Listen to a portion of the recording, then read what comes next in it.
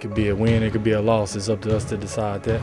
Just having that 0-0 mindset, man. Like, the mindset of being 0-0 and, regardless of what the score is, you can't play the score. It's always a 0-0 mentality. And a 0-0. A 0-0. 0-0. I think we just play with like a 0-0 mindset. We stayed in the moment. That was the biggest thing, and doing what it takes. You've probably heard a phrase the last few years. After games, after practices, after anything really. 0 and 0. But what exactly does that mean? Not to get deep with it, but these guys are just out here playing one-on-one. Why are they playing? They've played a million times before. Why are they playing now?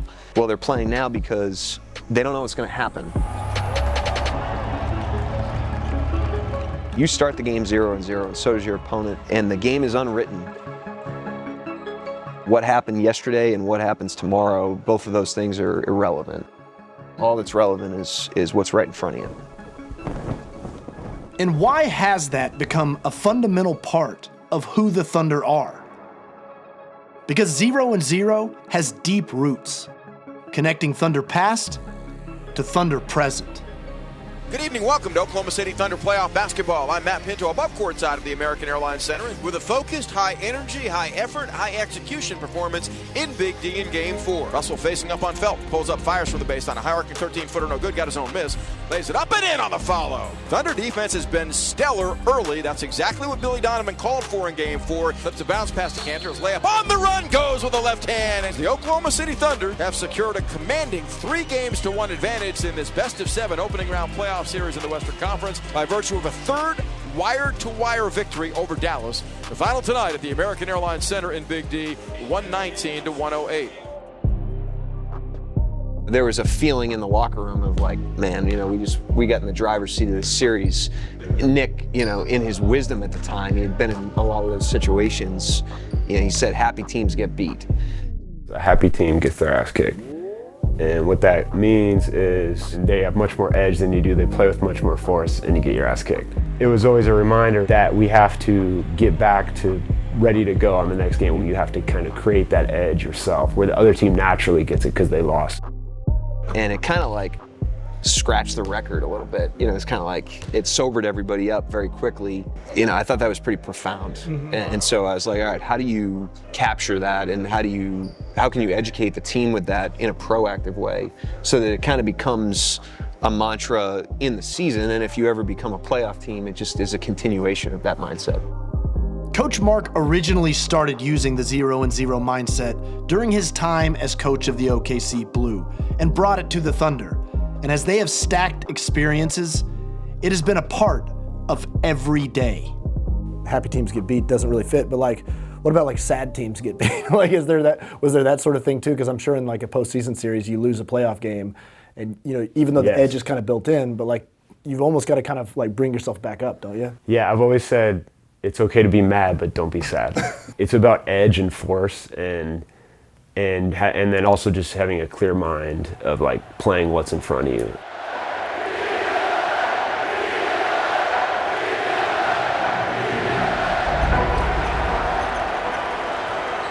We had to go through all of it, and we learned some things. I remember that first playoff series. We play, very veteran team in the Lakers. We lose the first two, come back.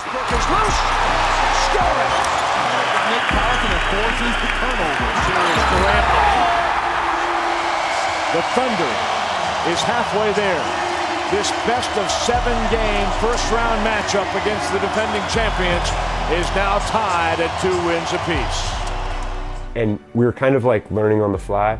We didn't realize that when we came back on Game 5 that the Lakers were set to just absolutely bully us. We kind of came into that game like it's another game, we just beat them twice. And we were the happy team that got our ass kicked. Bryant with the crossover.